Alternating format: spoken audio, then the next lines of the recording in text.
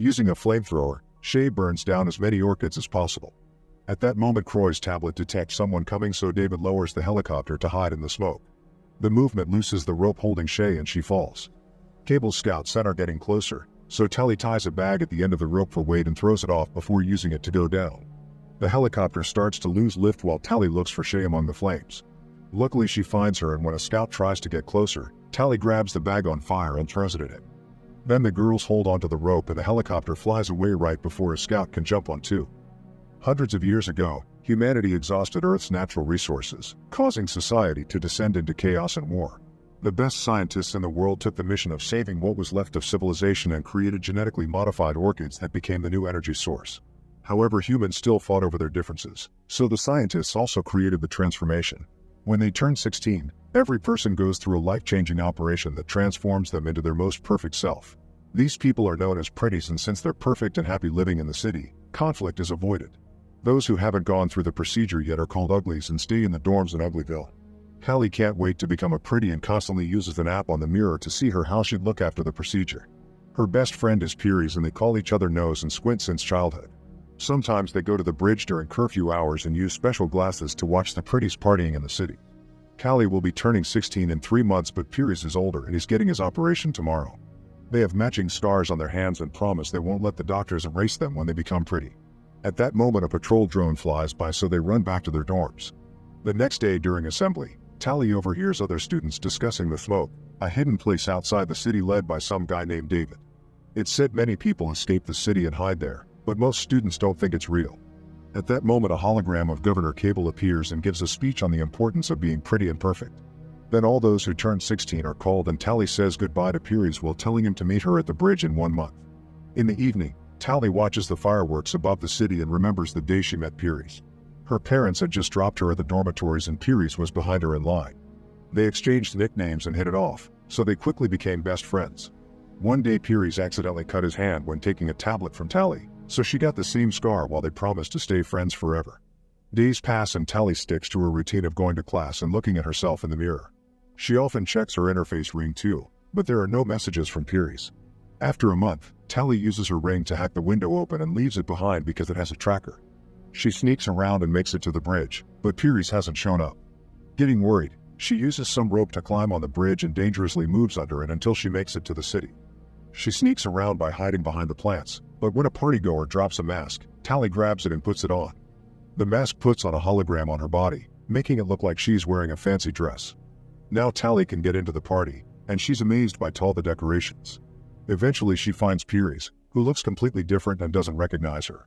Tally takes off her mask and asks why he didn't go to the bridge, so Pearies explains things are different now and he doesn't know how he could relate to her anymore. Tally can't believe what she's hearing and realizes how much he's truly changed when she notices his scar is gone. At that moment, the security system detects her presence and Tally has to run away from the incoming guards.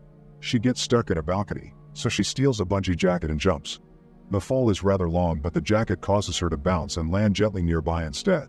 Then Tally runs out of the city by climbing under the bridge again.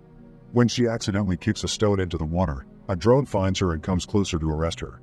Suddenly her classmate Shay appears and makes Tally get on her hoverboard so they can fly away to escape. The drone tries following them, but Shay is a fast driver and manages to lose it by doing tons of crazy turns in the woods. To thank her for the help, Tally breaks into the kitchen and steals some snacks. The girls bond over their experiences and how hard it is to be left behind when all their friends turn 16 first. They realize they have the same birthday and get excited to have a friend to become pretty with. The next day, Shay brings a second hoverboard and tries teaching Tally how to use it, but she immediately falls.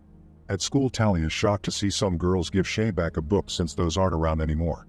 The girls are impressed by the text description of surviving in nature and wonder if that's what the smoke is like. Tally borrows the book while the girls call her cool for her stunt last night, which makes her angry because it means Shay told everyone. She's afraid they may punish her by denying her the operation, but Shay assures her the system wants everyone to be a pretty. As days pass, Tally reads the book, but she still keeps dreaming about the operation. Shay continues to teach her how to use the hoverboard, and in return Tally keeps on hacking with her ring to get extra food. Tally also shows Shay her pretty designs on the app, but Shay doesn't have an account. In fact, she isn't excited about the operation at all. Eventually, Tally learns how to fly well and the girls use their hoverboards on crazy ramps to have fun. When Tally gives Shay the book back, She says she wishes she could visit that beautiful nature, and Shay mentions that it wouldn't be so bad not to get the operation, but Tally thinks it's crazy talk. Suddenly Shay mentions the smoke and takes Tally to the edge of the woods. After leaving their rings on some branches, they cross the border by riding their hoverboards over the river. Eventually, they make it to the ruins of an old city, and Shay tells Tally about ancient objects like roller coasters. Next, Shay takes Tally into an abandoned building and drops the truth. The smoke is real and David will be arriving soon. She refuses to get the surgery and will be leaving tonight, so she wants Tally to come with her. However, Tally turns her down, saying she doesn't want to be free, she wants to be pretty. An upset Shay gives her directions to reach the smoke in case Tally ever changes her mind, and hugs her before leaving on her hoverboard, following the sign of David's fire in another building. The next day it's Tally's birthday, so she goes to the clinic for the surgery.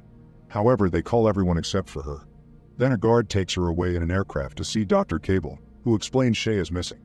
Tally says she doesn't know anything, but Cable can see her vitals on a screen that indicates she's lying. Cable tells Tally that Shay is in danger because David brainwashed her, and he's known for holding people against their will. When Tally insists she doesn't know anything, Cable sends her back to her dorm without getting the surgery. That night, Tally hears a noise and is surprised to see Pierce appearing at the window. Tally explains what happened, and Pierce thinks she should tell Cable what she knows so they can finally be together. The next day, Tally is again taken to see Cable, who tells her David is developing a weapon to attack the city, so she needs Tally to infiltrate the smoke. Tally agrees to help, and Cable promises that if she's successful, she'll get the surgery. She also gives Tally a necklace that flashes in her eyes, which she must activate when she finds the weapon's location. Afterward, Tally follows Shay's instructions and rides the hoverboard on the old roller coaster for a few miles. Eventually, she finds a gap and falls in the woods, but she's caught by a force field. There she finds abandoned train tracks, which she must follow to find the smoke. For the next few days, Tally survives in the wild like she read in the book and admires nature like never before. She also gets to climb a mountain. The train tracks have a big gap in the middle of a chasm, so she gets on the hoverboard again and makes a big jump that shuts down the board. Tally starts falling very fast, but before she hits the ground, the hoverboard reactivates and she reaches the other side of the chasm. Now she has to wait in a field of flowers like the instructions said. Meanwhile, Cable brings Pierce to her office, revealing he went to her dorm the other night because she asked him to. Pierce admits it felt good to be in town, as if he could think clearly again. Then Cable announces a select few have been chosen for a new procedure, and Pierce agrees to enter the surgery machine to get body enhancements. That night, Tally wakes up coughing because of smoke. She discovers the field is on fire and doesn't know what to do, but suddenly a mysterious person picks her up and takes her away. This is David, who starts scanning Tally and her things for trackers. He finds one inside the hoverboard and removes it, but his scanner doesn't react to the necklace. At the same time, Cable's men receive an alert about the tracker being removed, and she sends people to search the area. In the morning, David and Tally make it to a smoke outpost, where Tally gets to reunite with her friend. Shay is super excited to see her, but Croy is suspicious. The group camps for the night and Shay asks about the necklace, so Tally pretends it was a gift from Pierce. Tally is surprised to see Shay happy after what Cable said and tries to express her worries, which makes Shay think she came to convince her to go back. An argument ensues and Tally agrees to give the smoke a chance. The next day, Tally learns that the smoke stars fires on purpose to burn the orchids because they're actually toxic and destroy any place they're planted in. Tally doesn't believe him and says the orchids were the clean energy solution, but David explains that's a government lie and that the flowers are turning the planet into a wasteland. He wants to take Tally on their mission to prove it, and Croy protests, but Shay vouches for her. The group has an old helicopter that they fixed with solar panels and they go on a flight. Now Tally can see the area where orchids used to grow, which is nothing but desert. Using a flamethrower, Shay burns down as many orchids as possible. At that moment, Croy's tablet detects someone coming, so David lowers the helicopter to hide in the smoke. The movement looses the rope holding Shay and she falls. Cable's scouts scent her getting closer, so Tally ties a bag at the end of the rope for weight and throws it off before using it to go down. The helicopter starts to lose lift while Tally looks for Shay among the flames. Luckily, she finds her, and when a scout tries to get closer, Tally grabs the bag on fire and throws it at him. Then the girls hold onto the rope and the helicopter flies away right before a scout can jump on too.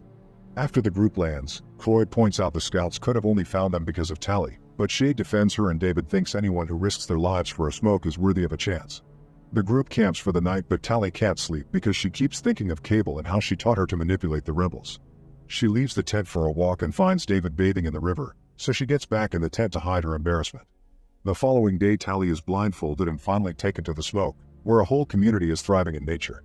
Tally thinks it's harder than in the city, but she admits food tastes better when you grow it yourself.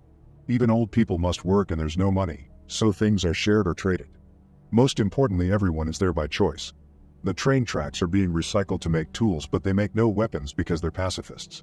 One afternoon, Tally finds a weird door and tries looking inside, but Croy catches her red-handed and sends her away. Callie starts using tools to help with the tracks, tastes spicy food for the first time, and shares the dances around the fire. Sometime later, David teaches Tally how to use a hunting crossbow and they enjoy their time together. It takes her a few tries, but eventually she hits the practice target. On their way back, David explains he never saw the city because he was born in the wild and grew up with his family. Callie is shocked to hear this because she barely knew her own parents. Then David gifts her a pair of gloves. At that moment, a smoke member comes back from work at Burning with a wound, saying the scouts are still around. She also explains those scouts were faster and stronger than normal. Afterward, Shay notices Tally wearing the gloves and points out it's a big deal. Objects have different value there and David made those, so giving them to Tally means he likes her. Shay tells Tally to make her choice already and stop playing with them. The next time Tally goes on a walk with David, she mentions she heard rumors of a weapon to destroy the city, so David takes her to a house far from camp. There she meets David's parents, Oz and Maddie, who are the ones guarding all the books. They used to be cosmetic surgeons for the government and got suspicious of a few tests, so they started to investigate. It turns out the physical changes were just a cover to hide the fact people got their brain altered too. Becoming a pretty means being dumb and slow under a fake sense of happiness so the state could easily keep them under control. The operation has also killed many people, which was kept secret. When Cable realized Oz and Maddie knew the truth, she stole all their research. People working for the state like doctors were actually given a cure so they could think clearly while working, so David's parents chose to flee the city and grow old normally in the woods. They've been looking for a way to recreate the cure, but there's a synthetic component they don't have, so they only have a base serum. This is the so-called weapon that could destroy the city. After the meeting is over, Tally throws her necklace into the fire, choosing to stay with the smoke. She also tries telling David that she's done terrible things, but he doesn't care because she's a new person now. Then they share a kiss. In the fire, the necklace sparks. In the morning, city aircraft arrive at the smoke and open fire. Everyone starts running away and the scouts chase after them, only to fall for the traps already in place like nets and logs. Unfortunately, they're too fast and strong, so traps aren't enough to stop them. Soon they're knocking down and capturing every rebel on their way, including Shay. Callie manages to find a hiding spot with David, who wants to go out to help. However, she stops him since they're too strong for him. The duo sneaks to the spot where they're gathering all the prisoners and Tally is devastated to discover Pierce has become a scout. Oz and Maddie are captured at the same time. Cable arrives and demands to know where David is. The parents refuse to talk, so Cable orders Pierce to kill Oz. David and Tally run out to stop him, but it's too late. Then Cable tells everyone that Tally has been working for her and now the smoke members hate her. While everyone is distracted, Maddie hides the serum in David's pocket. As Cable announces everyone will receive the surgery, Tally runs to the supply shack and starts a fire. She also grabs a crossbow and escapes through the window while a scout tries to break in. Suddenly the fire causes an explosion and it throws the scout back. It also allows David to run away. A scout comes after him, however Tally stops him with an arrow.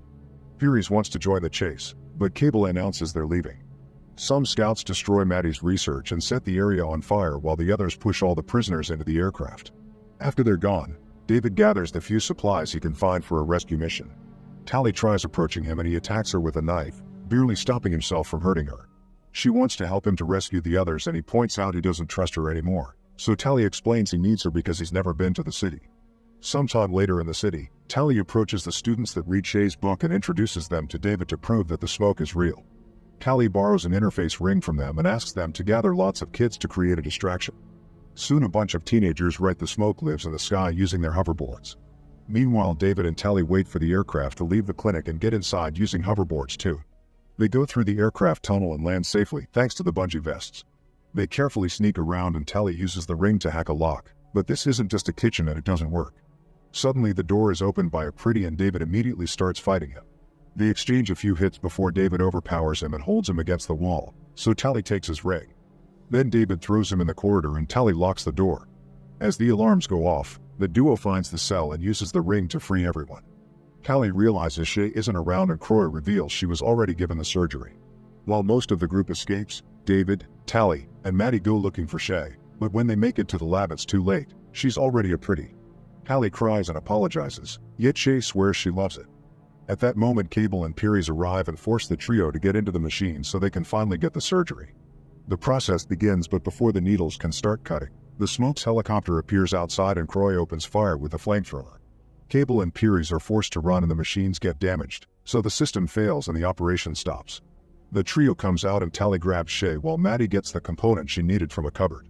The group runs to the roof and finds Pearies, so Tally tries to make him see reason by using their nicknames and pointing out a piece of glass gave him his scar again. Pearies gently touches Tally's face and David thinks it's an attack, so he tackles Pearies and tries to fight him. Pearies is too strong and keeps beating him up, but before he can kill him, Tally uses a hoverboard to move fast and tackles Pearies, making him fall off the edge. He holds on for a second and says her nickname before he falls into a waterfall. Afterward, the group escapes on hoverboards and see the other teens making the drones crash against each other in the sky. They hide in the abandoned city and Maddie takes the serum from David's pocket to finish mixing the cure. However, she can't be sure if it'll actually work or have bad side effects for the brain. Shay doesn't want to take it and Shay refuses to force it on anyone, so Tally volunteers to be the test subject. She'll hand herself in and let them do the surgery so she can then take the cure, promising to keep a sign for them to know if it works. The aircraft and Cable are coming, so after a final goodbye, the group runs away while Tally lets the scouts arrest her. Sometime later, Tally is the perfect pretty living in a very fancy apartment. She swears she loves being like this, but the scar on her hand reveals she's still herself and lying as a spy.